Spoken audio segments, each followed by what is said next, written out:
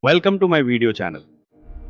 In this interview transcript, legendary investor Charlie Munger discusses his philosophy on achieving success through rationality and a personal bag of tricks rather than innate genius.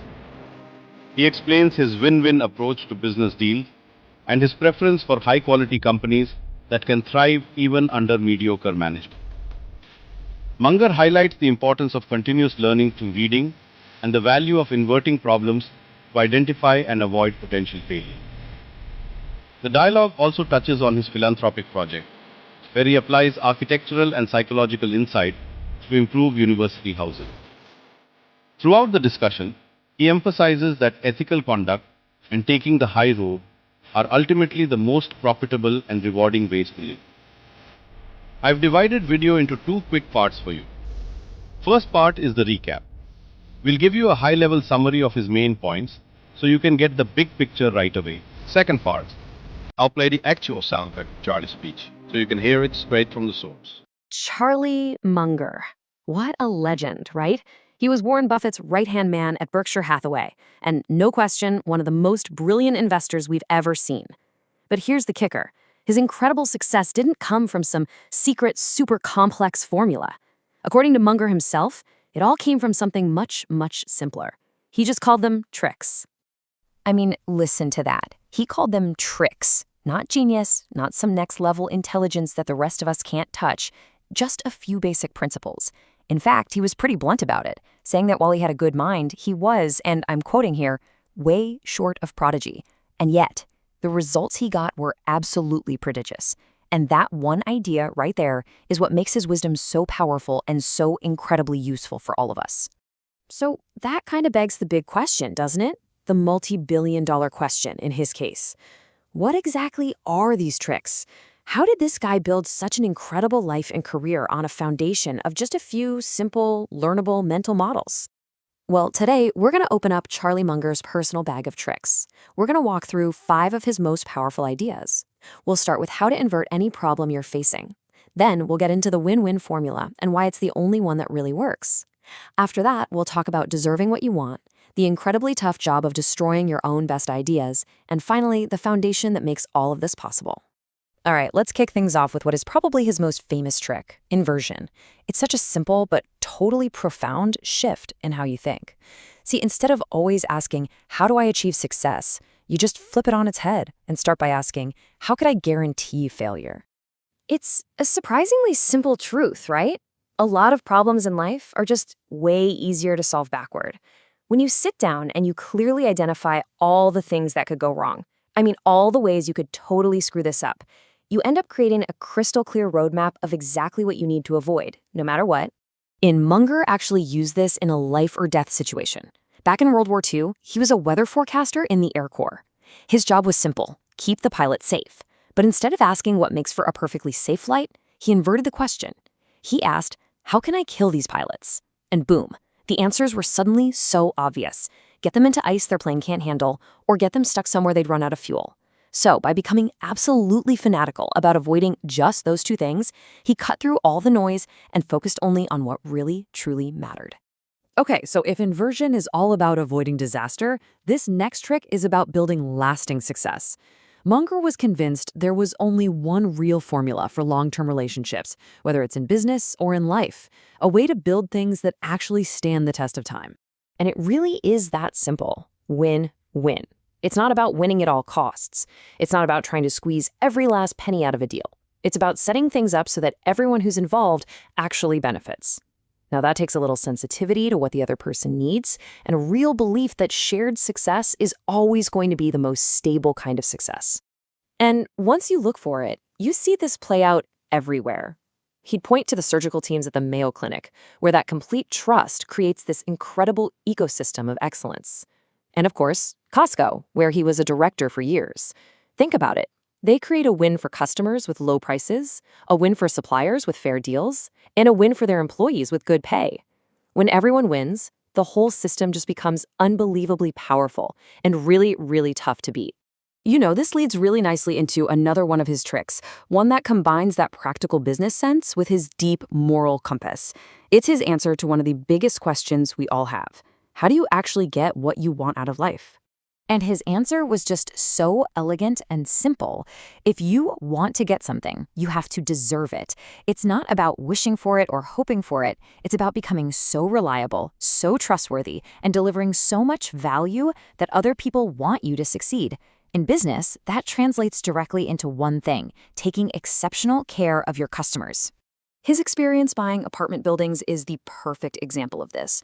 You know, the typical operator just milks the properties. They do the absolute minimum to get by, which Munger called a stupid mistake. But his approach was the total opposite. He would immediately improve the properties because he knew there's no real income unless a place is truly cared for. And for him, this wasn't just some noble act. He called it a smart business trick, where what was best for his wallet and what his moral compass told him to do were the exact same thing. So let's say you're doing all this stuff. You're avoiding disaster with inversion. You're building win-win systems. You're deserving all your success. But then, what happens when the facts on the ground change? What do you do when a belief that got you where you are is just not right anymore? Well, this brings us to what is probably the hardest trick in his entire bag. To be truly rational, you just can't be too attached to your own ideas. Munger actually made this an active practice. He would literally go through his most cherished ideas and try to destroy one. I mean, think about that. It's a painful process, right? To intentionally go looking for evidence that proves you wrong and then have the discipline to actually change your mind. And man, he learned this lesson the hard way. He once told this tough story about a wonderful executive at Berkshire who was dying. Out of love and compassion for the guy, they left him in his job. But in his final weeks, his judgment failed, and he signed some absolutely disastrous contracts. Munger was really clear about it later. It was a forgivable sin, but it was a mistake. He realized he had a higher duty to the business, even when it was emotionally agonizing. It's just a powerful reminder of how hard this principle can be to stick to in the real world. Okay, so our last section here is really the foundation for everything we've talked about.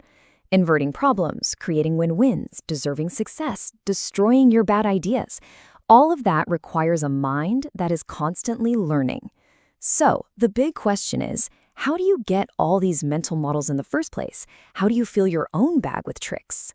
For Munger, the answer couldn't have been simpler. You read, all the time, like voraciously. He truly believed that reading gives you an almost unfair advantage in life because you can just absorb so much knowledge on your own time, at your own speed. This quote really gets to the heart of it. It's all about developing this relentless curiosity and the self-reliance to just go find your own answers.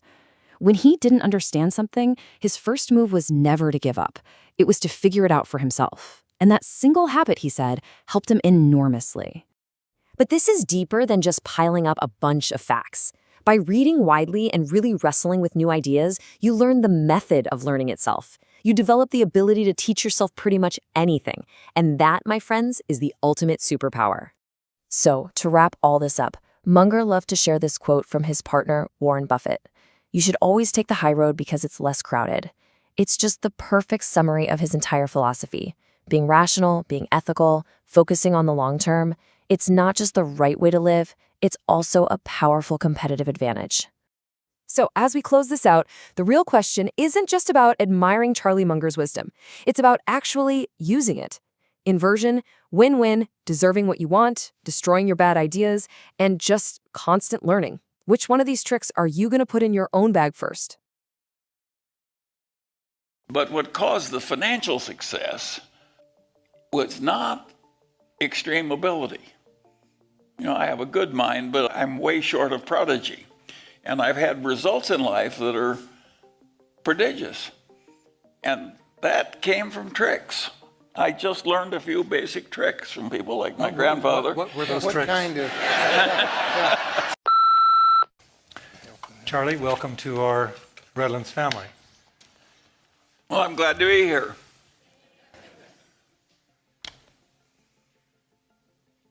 I always like these awkward moments. I know that. You're supposed to start. Oh, I'm supposed to start. Well, listen, ladies and gentlemen, this is an amazing evening. I've had the pleasure to spend, I think, 3 times with Charlie, 4 times.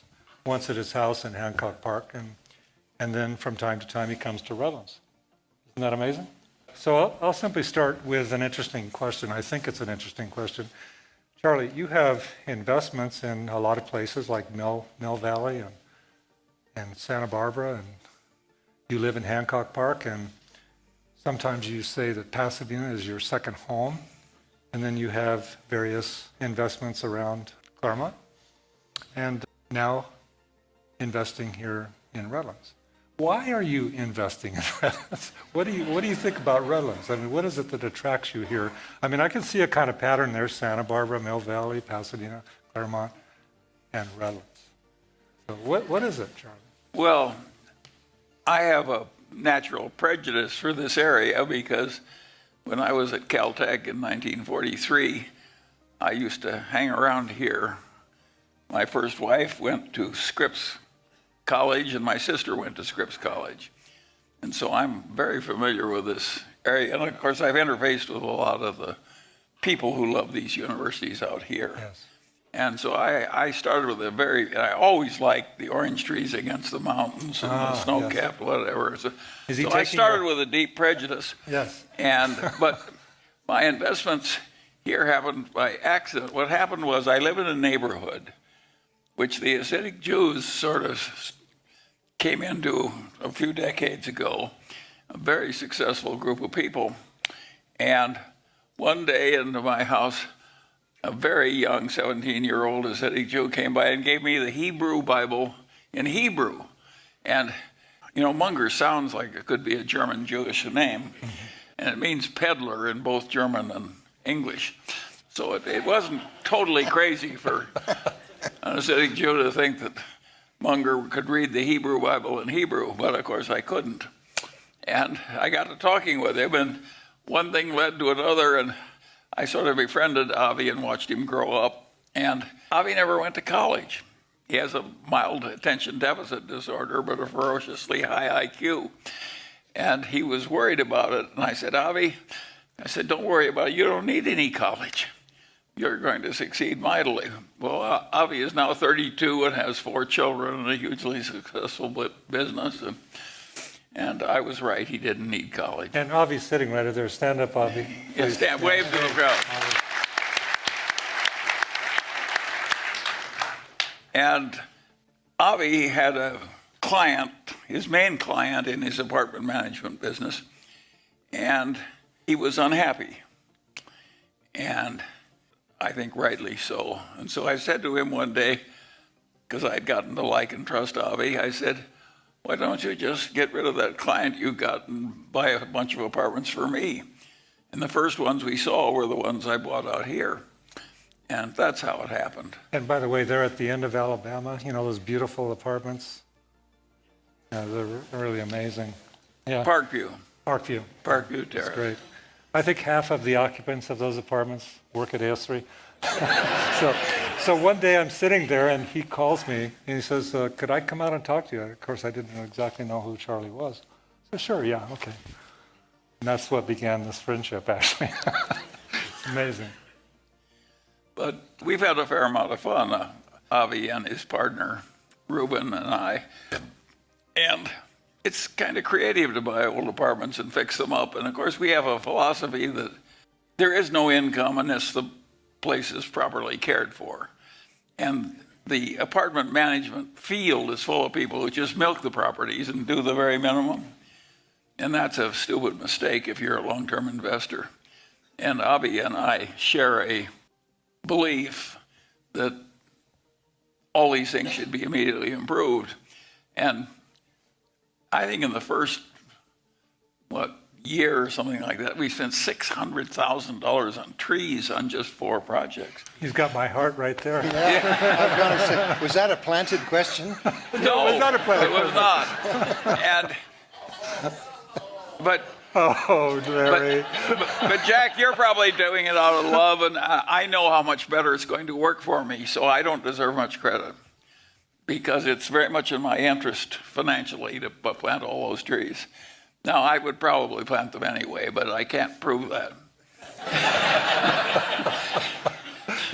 At any rate, that's how we came out here, and of course I like the mountains, and I like the trees, and I like the people, and I like these good colleges. I didn't start out with the idea I'd picked Redlands out of the world. It's just where this apartment project that caught my attention was. But once I was here, I did not know there was an Esri company. I have made my way in life with a pencil and a pen and a calculating machine and the compound interest table, and I haven't looked at a calculus question since I was 19 years old. So I'm totally a creature of old-fashioned horse sense and a little arithmetic. And so I don't know about software companies like Esri. And so if I'd known, I would have paid more for the project. That's good. You know, it's a huge blessing to go into community. There's a big employer that keeps hiring and so forth.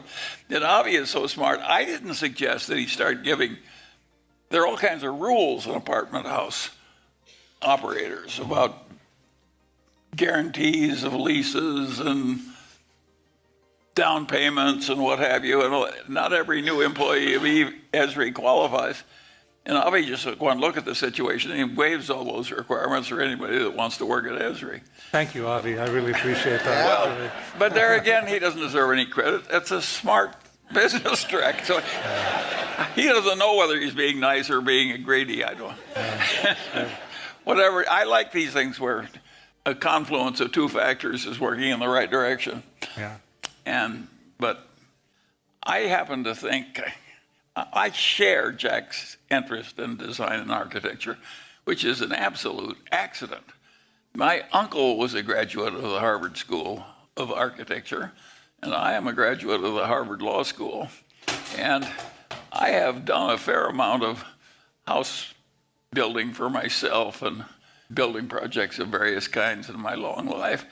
And so it's kind of a hobby with me to do what Jack does sort of professionally. And so, of course, man, I see this beautiful campus and this very successful company. And I'm also a total nut on the subject that the best way to get what you want in life is to deserve what you want.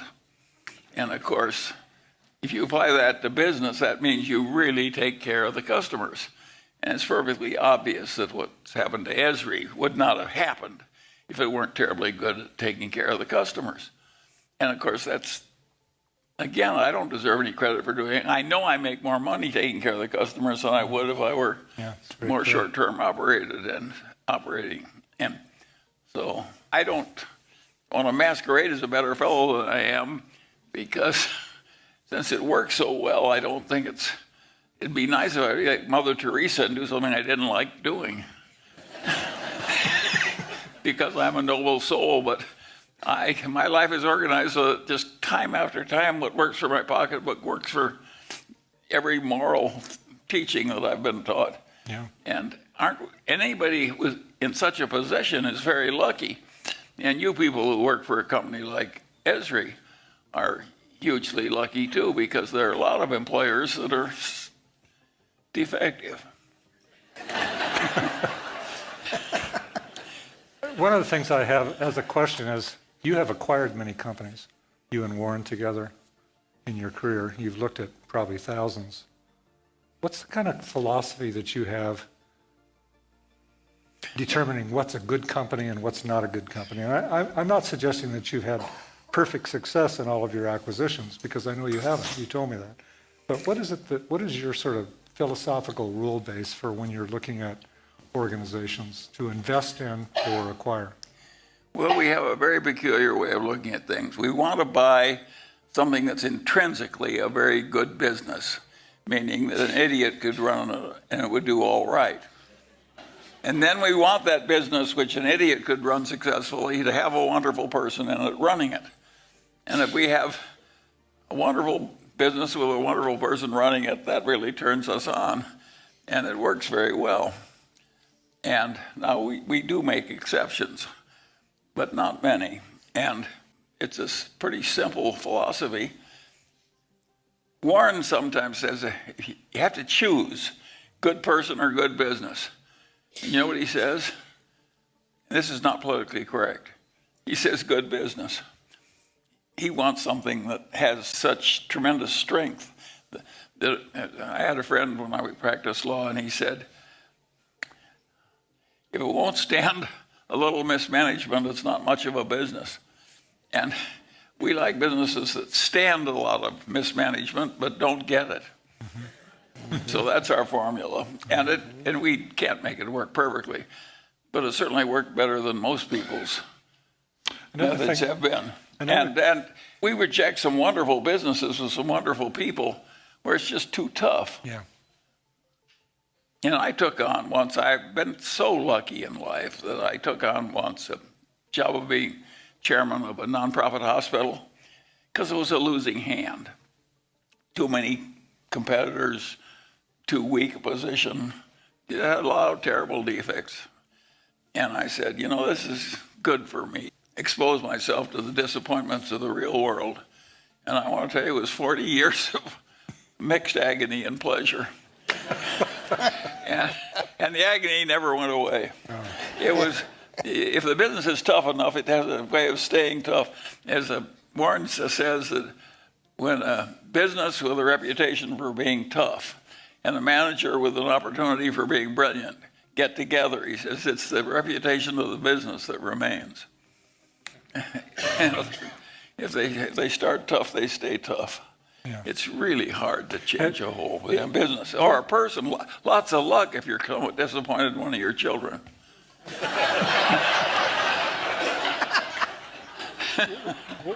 You started. Yeah. One time you mentioned that you have a particular way of making deals with people, your friends, business deals.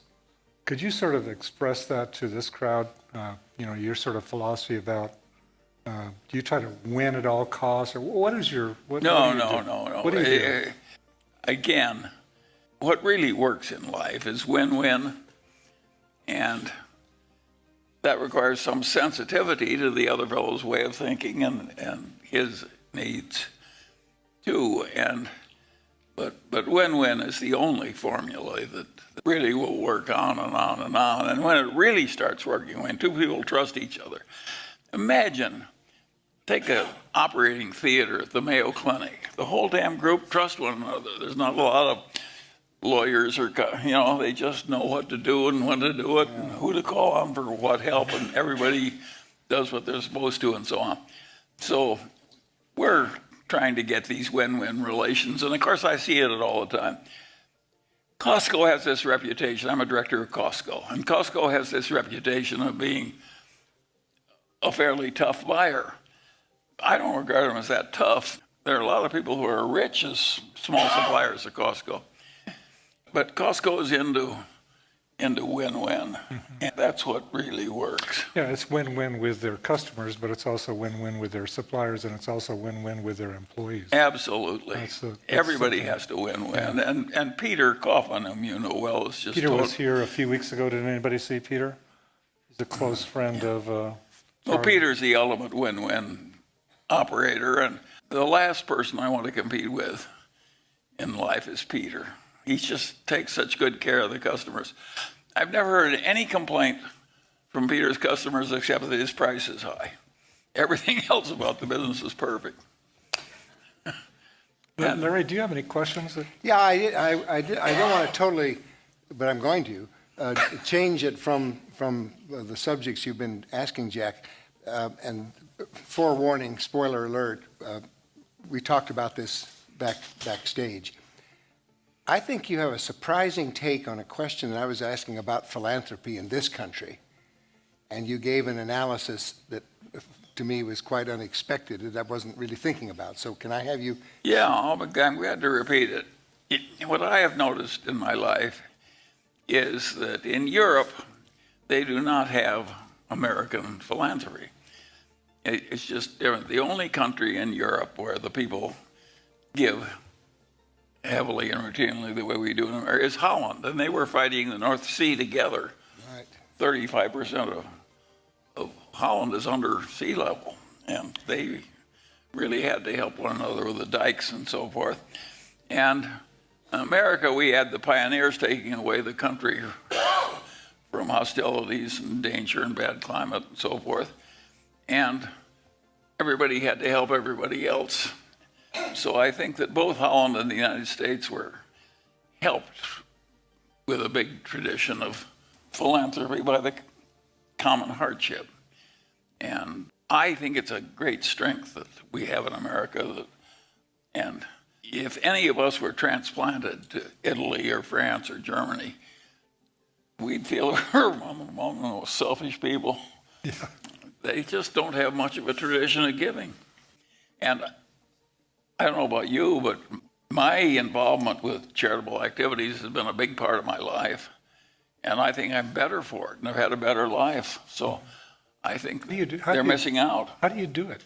I mean, what I've watched is you have a very specific set of things you do, and I'm totally charmed by it, but also interested in having you share it.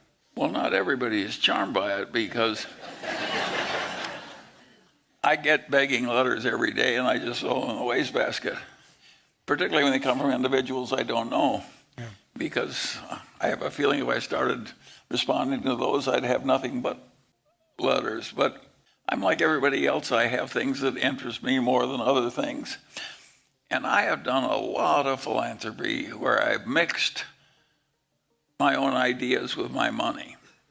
And my attitude there is a lot like what McNamara told the Chinese when he went over there when they were still mired in communism without Chinese characteristics.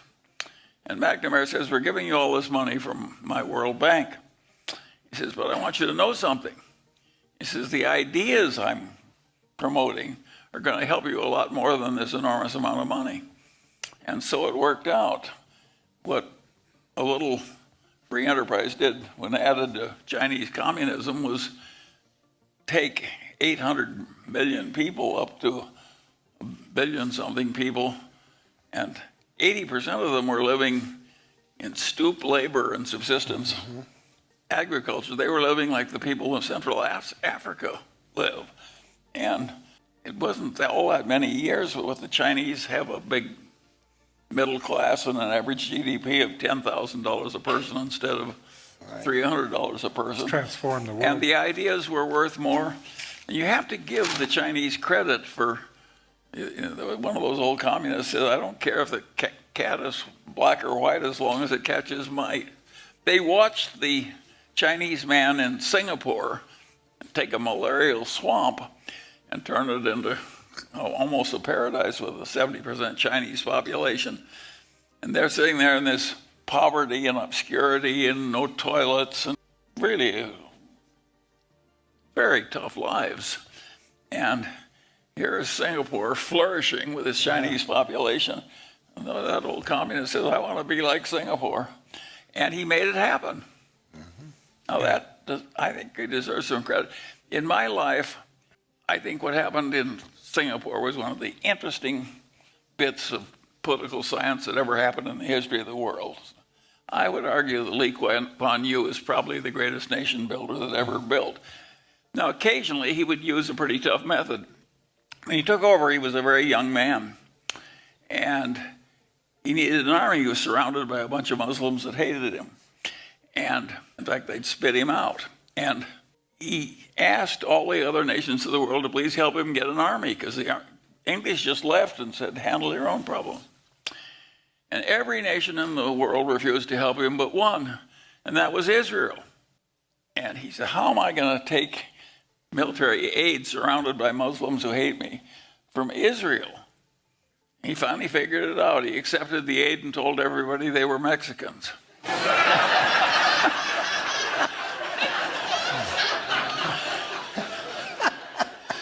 Well, you can see why he was so successful.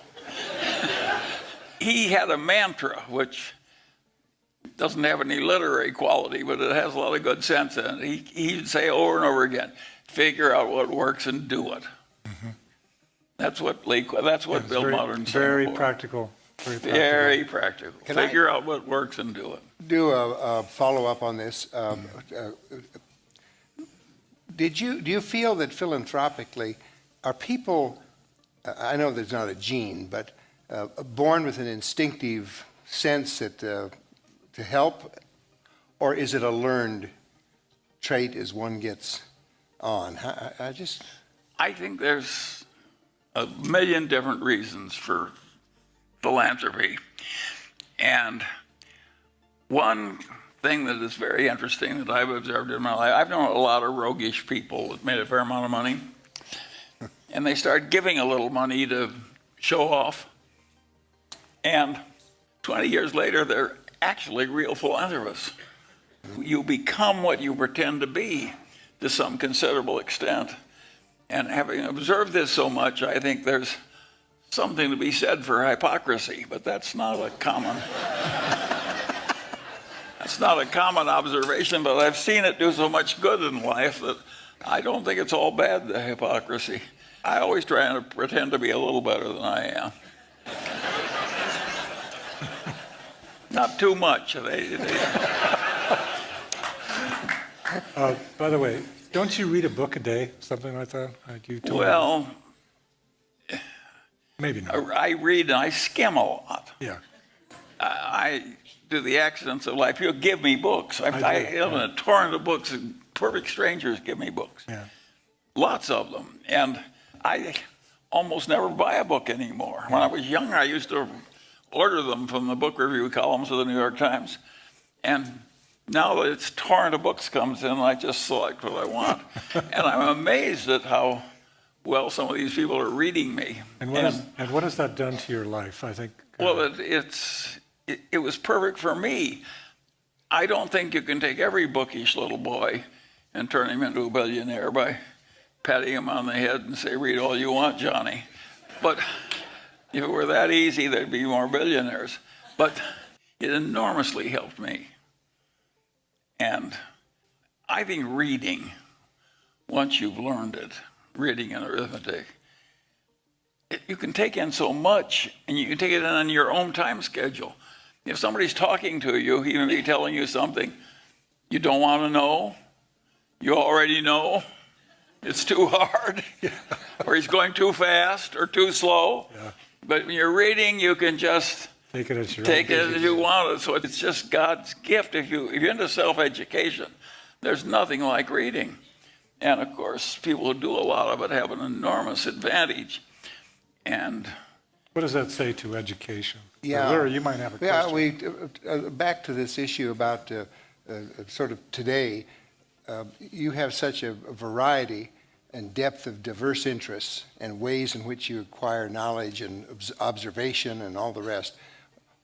Where do you think we're headed in terms of specialization versus a broad-based, at least well, platform? Of course, specialization is the safest way up for most people. And for that reason, say surgeons know more and more about less and less, and that's what gets rewarded. And if you have a nasty fistula in your colon, you do not want a surgeon who's good at Proust or political science.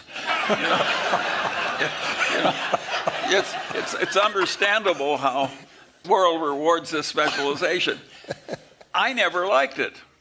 And I loved picking up new ideas, being a passionate reader. And so I decided I'd make whatever living I could make doing what I like to do, which is sort of romping over a whole field. I do not recommend it to other people because the safe way up is to know a hell of a lot about something. And under our system, they find you out. Now, Esri wouldn't have worked very well if you also raked lawns, you know. You never know, really. I've done my share of it. Yeah, well, I mean, but if you had everybody out here wouldn't work. Working by the hour raking lawns on their spare time, it wouldn't work very well. And I think what Larry's trying to get at is the role of a liberal arts education. What is your thoughts about that? Well, it's an enormous advantage. Of course, if you learn your own language, that's a very useful gift. And of course, learning the basic math of life is another tremendous gift. And if you're really good at picking up language and doing just basic arithmetic, you can take enormous territory. You don't need much else. I have never looked at a calculus problem since I left Caltech. Never left it. Never looked once, never used it. And I was a whiz. By the way, I went away totally. 70-some years, that was enough. Yeah, I don't know about your calculus, but mine is gone. But this other stuff never goes away. And if you keep honing it, and if you get good at it, then you learn something that's more important than what they teach you in college, is you learn the method of learning. When I want to know something, I just learn it. And take, for instance, I got to the Harvard Law School. I couldn't figure out how Reverend Moon was inviting people out to one weekend, and they came back brainwashed zombies for the rest of their lives. And nobody in the Harvard Law School could explain it to me. So I said, I'll figure it out for myself. You know, my mother had a little nursery rhyme, a little red hen that said, I'll do it myself, said the little red hen. So I said, I'll figure this out. Well, it took me a long time. But I finally figured out to my satisfaction exactly what was being done. They just stumbled into this through practice evolution. It wasn't calculated forethought. They just assembled a bunch of psychological tricks and pounded them on these people all at once under conditions involving stress. And at a certain point, the brain would just snap. And they had these people transformed into slaves. Boom. Well, that was a very interesting thing, but of course nobody wants to talk about it because it has implications, people fear. But I think that that habit of if they won't explain it to you, figure it out for yourself, has helped me enormously in life. It's also hurt me because you give terrible offense when you go into somebody else's profession and act like you know more than he does. Right. And I'm much smoother now than I was when I was young. And I'm still pretty insufferable. What are you thinking about today's economy in reference to 10 years ago, in reference to 20, 30, 40 years ago? What's going on today? Well, what's going on in politics is that the people hate each other more than they used to. It wasn't that we didn't have political hatreds in the old days, but now the hatred is you can cut with a knife on both sides. I think it's very ugly, and I also think it is stupid to allow yourself to hate that much. There are two things I've noticed in a long life really do enormous damage to the bearer. And one of them is resentment, and the other is hatred. And it just, what good is it going to do you to have this vast resentment of the way the world is? And of course, I've watched people work on resentment to get power in politics. Adolf Hitler did it, you know. We poor Germans have been abused, blah, blah, blah, blah, blah, waving his arms.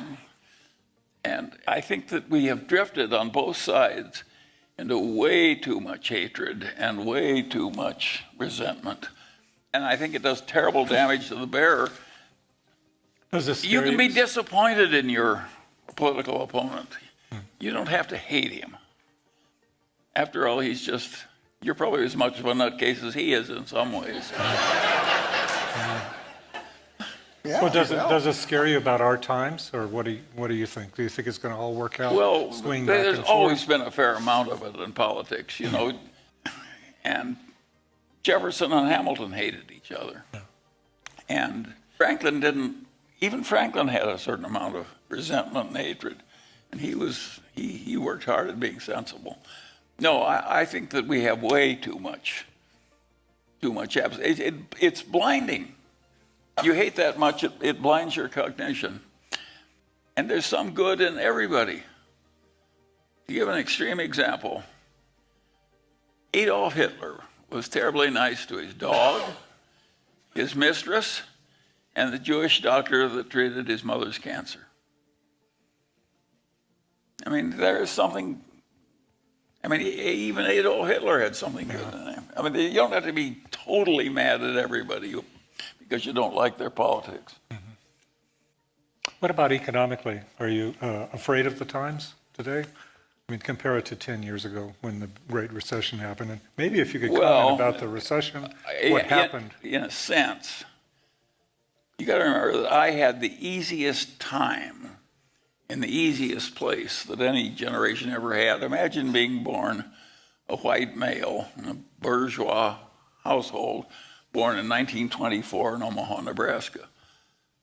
I've had a huge tailwind all my life. There never was a better time when more things got fixed, more diseases got cured, there was more general prosperity and improvement, and so on and so on and so on. Is the future going to be as easy for the young male born in 2021? I don't think so. I think it's going to be harder. You can almost see that coming. And, and some of it was accidental. We got this terrible hydrogen bomb, and it's given us 60-some years of peace. I mean, major peace. We have little wars. Yeah. And my father was scarcely out of one war before his son was going off in another. I think it will be tougher in the future, and I think I've been continuously invested in American enterprise for 70 years. And that was a pretty good 70 years. I think the averages are up something like 40 times in my adult life. There never was such a period before. In real inflation-adjusted time, of course, it's not 40 times. It's way less because maybe 2 or 3% of that per annum is inflation. But what are the chances, let's assume the real return was 7 or 8%.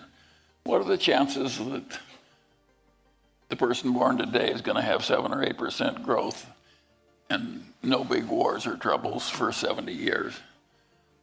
I'd say they're almost zero. Now, I don't think that's any reason to despair. After all, why should you despair in a world? If you have a game you can't win anyway, we're all going to die.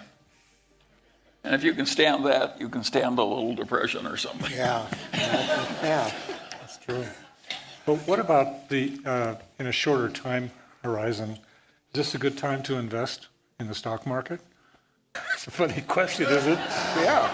Well, I am continuously invested in American equities.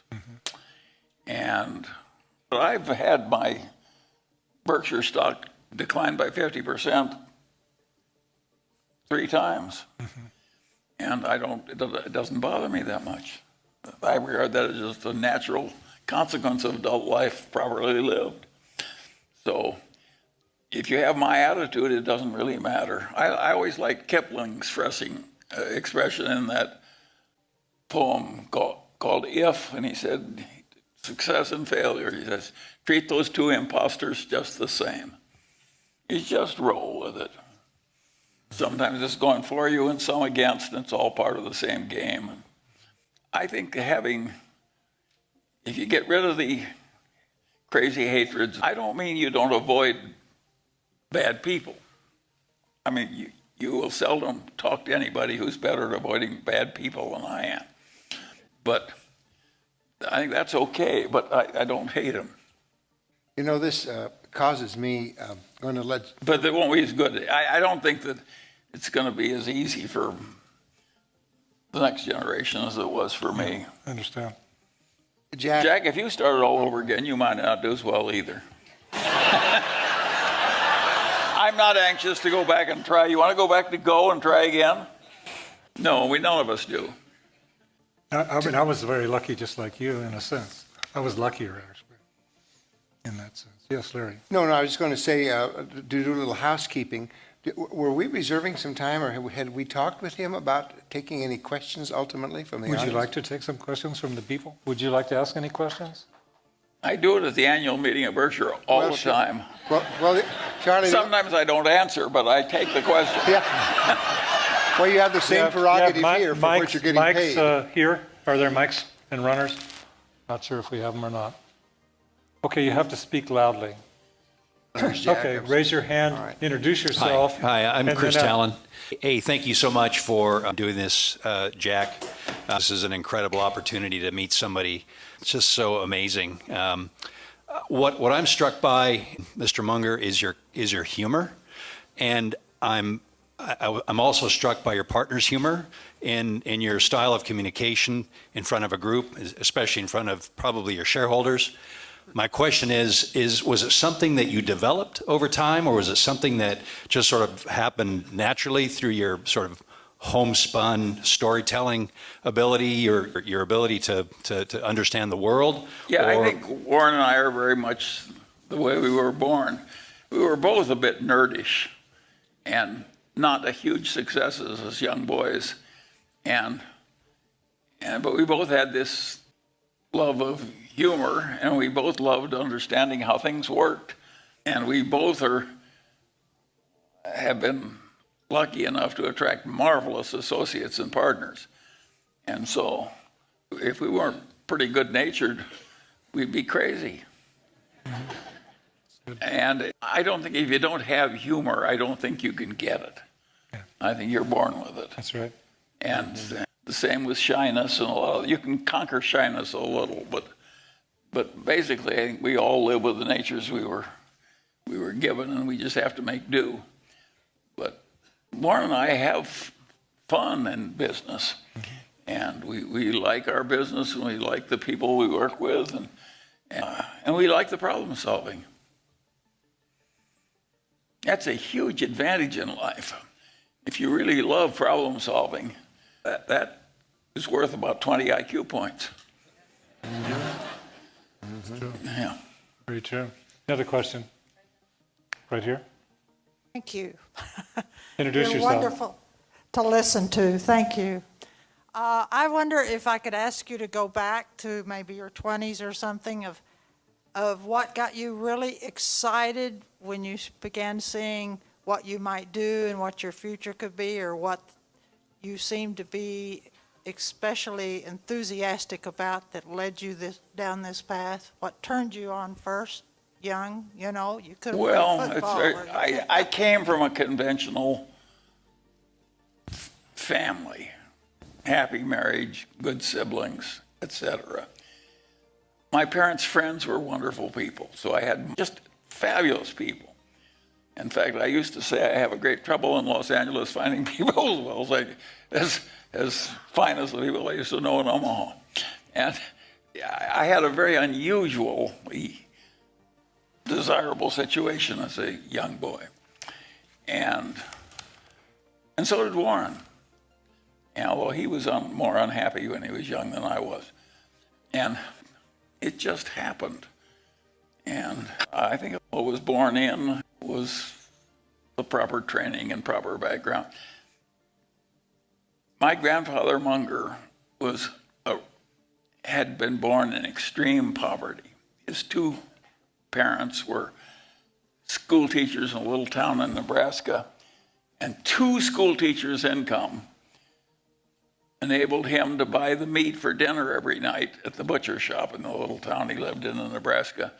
He went to the butcher shop with a nickel, and he bought the parts of the animal nobody else would eat. Now, if you start life that poor and make your own way, which my grandfather did, you're quite a fellow. And he was self-educated, and not self-educated in a rudimentary way. I mean, he spoke Greek and Latin self-educated. And so I had very interesting people as my examples. And my grandfather Munger believed down to the soles of his feet in being rational. And he worked at it. And I watched it, and of course it had worked well for him. It had made him district attorney and president of the Bar Association, and finally a very young federal judge, and he served as the only federal judge in his capital city for almost 40 years. I mean, he had a splendid life. And he always lived way below his income and was able to help other people when they needed help. He was a very good example. And he was kind of firm about it. He never took a drop of liquor in his whole life. Somebody asked him once, "Why don't you drink?" And he says, "Why would I take money out of my pocket and put something in my mouth that would make my head work less well?" Well, you can say why I like my grandfather. And he was politically incorrect when my parents got married. He came, he looked around the congregation, and it came time for him to make a toast. He said, "Well," he says, "I'm always particularly optimistic at a wedding when I see the same kind of people on both sides of the aisle." Well, that's not politically correct, but it's a very understandable sentiment. And so anyway, I had these good people around me and a very interesting time of peace and so forth. But what caused the financial success was not extreme ability. You know, I have a good mind, but I'm way short of prodigy. And I've had results in life that are prodigious. And that came from tricks. I just learned a few basic tricks from people like my grandfather. What were those What tricks? kind of? Now everybody's leaning in, wanting to know. It's too late for you old guys.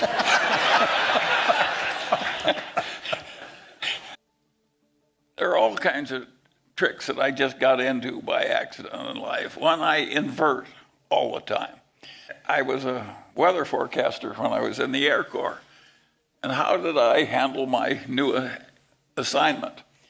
Being a weather forecaster in the Air Corps is a lot like being a doctor that reads x-rays. It's a pretty solitary. Yeah. You're in the hangar in the middle of the night and drawing weather maps and you're clearing pilots, but you're not interfacing with a bunch of your fellow men very much. And so I figured out the minute I was actually making weather forecasts for real pilots, I said, how can I these pilots? Now, that's not the question that most people would ask, but I want to know what the easiest way to them would be so I could avoid it. And so I thought it through in reverse that way, and I finally figured out, I said, there are only two ways I'm ever going to, I was in the ferry command, there are only two ways I'm going to kill a pilot. He said, I'm going to get him to icing his plane can't handle, and that will kill him. Or I'm going to get him someplace where he's going to run out of gas before he can land because all the airports are sucked in. And I just was fanatic about avoiding those two hazards. And if Kobe Bryant had had somebody like me, he'd still be with us. Yeah, it was so stupid to kill yourself that way. But just that basic, I may have learned that from my grandfather. My grandfather would say to me when I'm swimming, he'd say, swim as long as you want, but stay near the shore. Well, but you can laugh, but No, he was a very wise man. Exactly. Yeah. Well, what I'm hearing you say is that you, as a discipline, look at what the risk is on the other side of the situation and you avoid that. That's one of the rules, right? Well, it's like a lot of practical problems in algebra. If you invert, you can solve it easily. If you don't, you can't solve it easily. Exactly right. And so, of course, I had that trick very early. And most people, they say, how can you, please tell us what you do to save India or to help India. And of course, I would approach it differently. I'd say, what could I do which would most easily hurt India? And approaching it in reverse that way, I got better results. You look at the vulnerabilities. Yeah, yes, and I have a whole bag of tricks like that. I went to the ROTC, both in high school and college. And the ROTC taught me to fire mortar shells or artillery shells, one shot over, one shot short, and then kapow. Well, I never shot any damn shells, but I've been using that mental trick all my life. That's how I determine what size to make something. And under. Over and under and kapow. And so I just got a bag of tricks. And I got the right bag of tricks early. And of course, it's been of enormous help to me. Let me give you an example. I had a client once when I was a young lawyer, and he owned a bunch of hilly ranch land on the edge of civilization, not very far from here in Southern California. And the Edison Company came through, and they wanted a new easement through his land. They already had some easements. And he hired the leading appraiser in Orange County, real estate appraiser, and said, and he had the idea that he should have $250,000 for this easement from the Edison Company. And this leading appraiser, who was very pompous and very old and very distinguished, and he told him, no, I'm sorry, it's only $125,000 value in your damn ranch. And so he came to me and said, Charlie, can you talk some sense into this elderly appraiser? So I looked at his problem and what I thought how he was doing his own appraisal wrong. I'm not a real estate appraiser, he is. And what he had done is what he was taught to do in appraisal school. He thought the problem through in 2 dimensions, and he figured out from comparable sales what the value per acre was, and then he computed the acreage, and he had something a little bit on the damage the easement would do to the remaining property and so, but it was all done in 2 dimensions. And I said to this appraiser, you've got to do this in 3 dimensions. You know, God gave us 3 dimensions. And I said, if they put the utility towers, big transmission line towers, which is why it's going to freeze the grade. And the logical way to develop your land is to lop off the top of the hills and put them in the valley. That's the way hilly land is developed. And they're doing enormous damage to you by freezing the grade. And he wouldn't change a damn thing. So I said to my elderly client, I think you have to fire this twit. And I will hire you an appraiser who can think. And so I got him $600,000, which wasn't at all hard because I was dealing with a bunch of honest engineers at the Edison who did think in 3 dimensions. But again, that's so simple, but you'd be surprised how many lawyers would screw that one up. And of course, the people like that appraiser who didn't know his own business very well because he didn't pay attention to the fundamentals, those people are always with us. And if you just have the mental trick of constantly going back to the basics, it's pretty basic insight that Are you conscious? The geometrical problem in a real world is 3-dimensional. Are you conscious of the rules, or they're just there? Well, it's so habitual with me. Yeah, I understand. And I revolve possibilities, and I rag problems hard. And if they don't yield, I come back. And so this is just a bag of tricks, and it enables a non-prodigious man to get prodigious results. Remember, last summer you bought Anadarko, the big oil company. Yes. And you described, I think you'd just gotten back from being with Warren for the weekend. Yeah.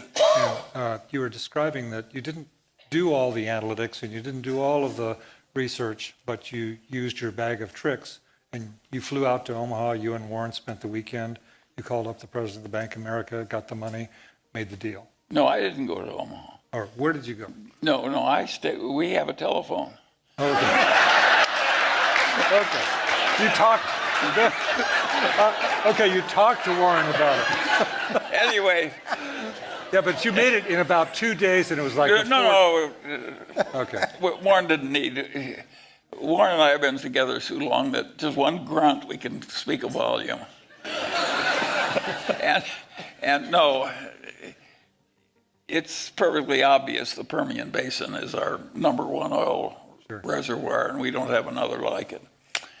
And it's perfectly obvious you have a preferred stock, that you have an advantage over everybody else, and plus an upside. And we've done this kind of thing before, too. So, of course, we did it. And it's not very difficult. But you're right. There are all kinds of arguments, endless due diligence. And we knew enough to act. Based on the rules? And by they were in a hurry, yeah. Yes. But you don't need perfect. If you're 96% sure, that's all you're entitled to in many cases. And I see these people doing this due diligence, and the weaker they are as thinkers, the more due diligence they do. And of course, it's just a way of allaying an inner insecurity. And of course, it doesn't work. You've got to be able to quickly understand how much brains does it take to know the Permian Basin is America's best oil reserve? It's layer after layer after layer. You know, there is nothing like comparable. Yes. And if you have an 8% dividend off the top, from a perfectly reputable place of very talented people, the woman who runs that is a production engineer. She's good. And they get better results in that shale than other people. And so it's a no-brainer. At least it's a no-brainer if you don't make it hard. But I see people, in America now they do these leverage buyouts. And these firms do what they call due diligence. And they will send armies of young lawyers out at high rates per hour to riffle through all the purchasing orders at a place like Esri. Don't even think about it. No. I'm not thinking about it. But my point is they don't, Esri wouldn't, No. you don't have to look through the purchasing orders Right. to know that Esri is a good business. And yeah, I don't think people are that insecure mentally ought to be in positions of decision-making power. Yeah, That's good. I'll applaud that one. Okay, we got one more question. What's it going to be? It better be a good one. It's a good one. Okay. Introduce yourself. Hello, I'm Joshua Gillespie. Thank you, Larry, Jack, Charlie, for all being here. Charlie, like you, I am very excited about investing in undervalued assets. However, specifically what I'm interested in is low socioeconomic, young folks who are not college bound. So what specific advice, functional advice, would you give to that demographic of folk who are looking to better their lives? Well, I don't think you can just give advice to the young and just have it automatically sprout like Jack's beanstalk. A lot of people are just natural non-sprouters. And so my technique is to find the people who have the sprouting and then fertilize them greatly. And in other words, Warren puts it in a more pithy way, as you might imagine. He says, we make silk purses out of silk.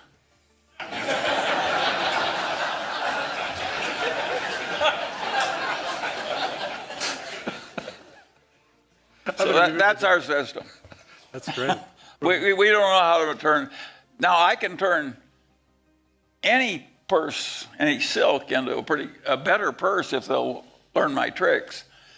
But what I found there is that they either get it quickly, almost instantly, or I never get through. I don't know what Jack's experience is, but I have all kinds. They're nice people, but they got their thoughts are already there. The thoughts they already have displaced. They've been programmed in a different way than you. And they can't accept the change. They can't accept it, yes. Even if they kind of suspect you're right, and you're rich and they're not, they still think they know. Well, they're victimized by their rules or their tricks, as you call them. You happen to be brought up in an environment where the tricks. Yeah, and one of the your great programming tricks was in good. life is to destroy your own best-loved ideas. And that I worked at. Mm-hmm. I actually go through my best-loved ideas occasionally and see if I can weed one out, you know. What are you talking about? Give me an example. Well, a good example. Well, that's a very good example, but it's not an example of this. Let me give you an example. It's a hard one. We had an executive in Berkshire who was a wonderful human being and terribly good at what he does. He was an actuary.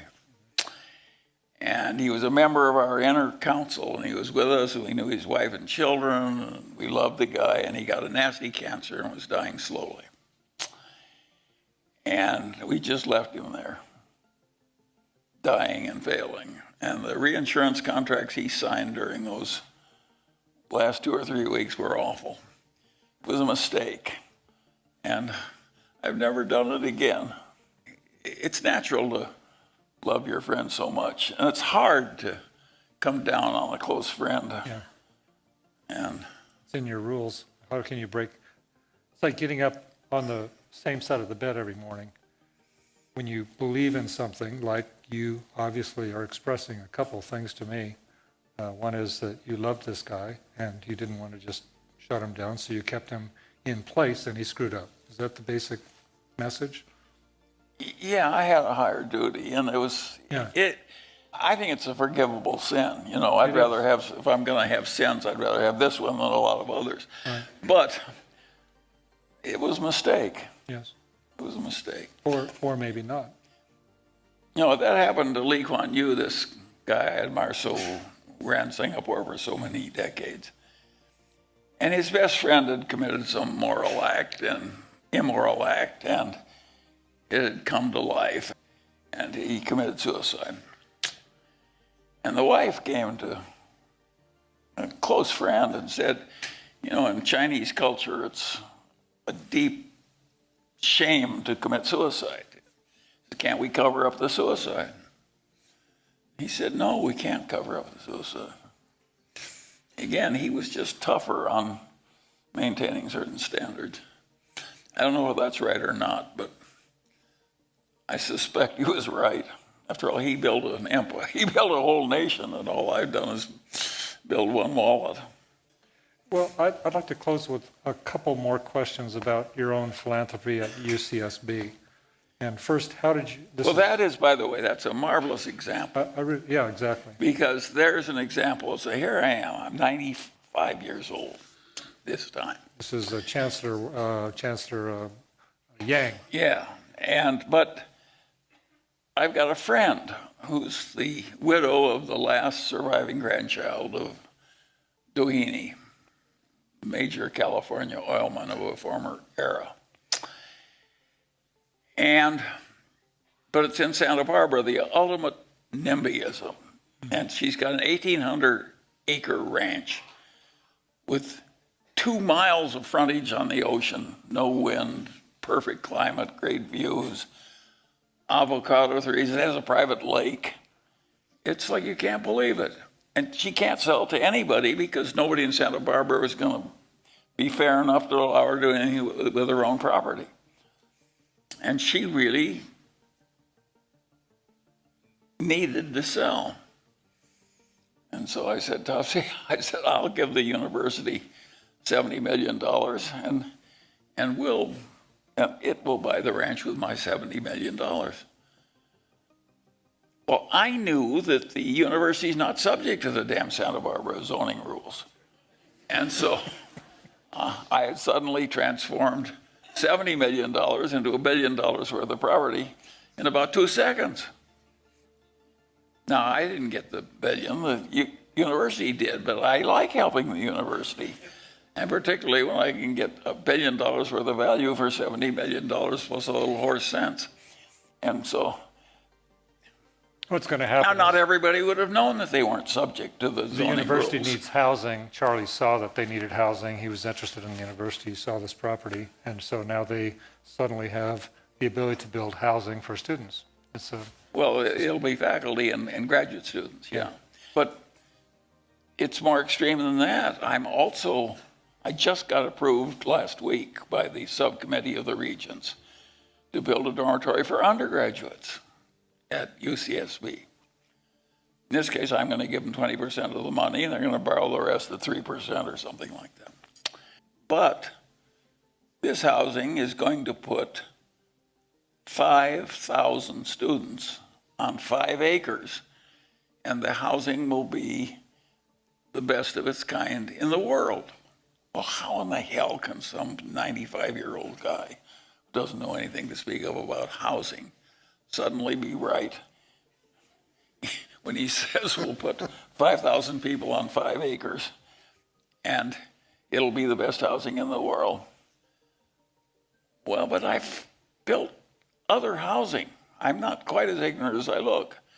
And I realized that all I had to do was to make a big square building, which is 10 stories high, and devote the top story to being a sort of an art town in the sky with great views, looking out at the world with high ceilings and so forth, and then adopt ship architecture for the rest of the thing, and build it out of precast concrete for the first 7 floors on a poured concrete foundation, and then build the top floor out of Butler steel components, which is what Costco uses to build its stores wherever it is allowed to do it. And when I work that out, it works like gangbusters. It can't possibly. I've already done every trick in this building. I've already done somewhere else. I've just assembled a trick out of a bag of tools. It sounds ridiculous. It doesn't sound ridiculous to me. It sounds like you're philanthropic. Yeah, but that's the question of the put all the stuff together to actually make it real. It's the mental trick that's interesting. Yeah.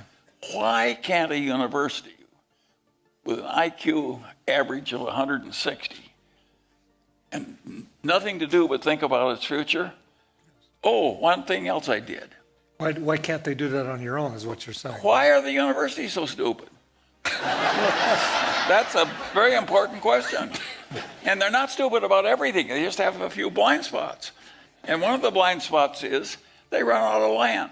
Now, how can a great university in the most important state in the most important country in the world, how in the hell can you run out of land and think you're being a rational university? UCLA has run out of land. Berkeley has run out of land. How can places so massively brilliant, they win Nobel Prizes and so forth, be stupid enough to run out of land? The answer is they get these damn bureaucracies. And somebody has to be the adult in the room. It's not a mild bit of craziness to run out of land if you're UCLA. It's well, my grandfather would say, he basically thought it was sinful to be dumber than you had to be. And I share some of that. What you can't remove, I think, is forgivable, but to have an easily removable ignorance in your own head is really stupid. But anyway, that is really going to happen. You people are going to live to see it. And yeah, building ship architecture on land, how hard a subject is that? I've seen the plans. They're really so clever for students to live in. Views for every student to the ocean. Well, let me tell you, the final one, what these great IQ 160 people do. It takes 20 extra square feet of space under the building code that binds a university in California, the UC system. 20 extra square feet to give a student his own private sleeping area. 20 extra square feet. Can you think of anything dumber than building housing that's going to last 200 years when you force a whole bunch of unrelated people to live together and throw up on one another and God knows what? To save 20 extra square, the incremental cost of 20 extra, it's insane. So I gave every student his own room. And when All right. and when I went to the Regents Committee, there was this nice woman, and she said, you know, she says, I never had a single room in my whole college career where I didn't have somebody else in it. It's insane. It's absolutely insane. And I'm fixing it. But why wasn't it already fixed? Well, did you study architecture, or how did you come to all of this? Well, I hate to admit this to somebody like you who's a perfectionist, but I pick easy problems. You are. And it's easy to fix housing when the people are so dumb they put two unrelated people in the same room and it takes 20 extra square feet to eliminate that defect. So I seek out easy problems. I've tried hard problems. It makes it a lot more difficult. Okay, I got one final one, Yeah. Charlie. Didn't you buy See's candy? Yes, I certainly did. Why did you do that? Why did I do it? I mean, yeah. Anybody got a guess on? Well, here I want to confess something that will give you all encouragement. Because it will show how dumb we all were when we were young and how we barely bought it. The price was $35 million and they had $10 million surplus cash. And they were making $4 million a year. So hardly expensive. And it was this iconic brand. Yeah. And been created by a woman that was 70 years old when she founded the company. Very interesting story. And at the very end, we were about $100,000 apart. And Warren was used to saying, God damn it, you know, I'll bid 20 and an eighth, and I don't mean a quarter. And we just almost didn't buy it. And I would not, we just squeaked through. We made a wonderful decision because we were just barely smart enough to make a no-brainer. And that teaches another lesson too. We all start out stupid, and we all have a hard time staying sensible. And you have to keep working at it. Berkshire would be a wreck today if it were run by what Warren and I knew when we started. We kept learning us. And I don't think we'd have all the billions of stock of Coca-Cola we now have if we hadn't bought C's. You know, I mean, there were huge consequences of getting over that last stupidity. We threw out our typical firm business-like methods, and what happened there, neither Warren and I deserve any real credit for. My partner, I had wonderful partners all my life, who was a petroleum engineer. He just said to Warren and me, you guys are all wrong on this. He says, this is a wonderful company and you're being way too chintzy. There aren't many companies like this. And that he changed our minds. So now you know how we were smart enough to buy C's. Barely. The answer is barely. You said to me, okay, this is my last question. By the way, we're smarter now. I'm glad. But I'm glad everybody appreciates C's. Yeah, exactly. Don't you guys love C's? Yes. You said to me something about the high road. Well, that's Warren's famous remark. I love that. Share that. Warren always says, you should always take the high road because it's less crowded.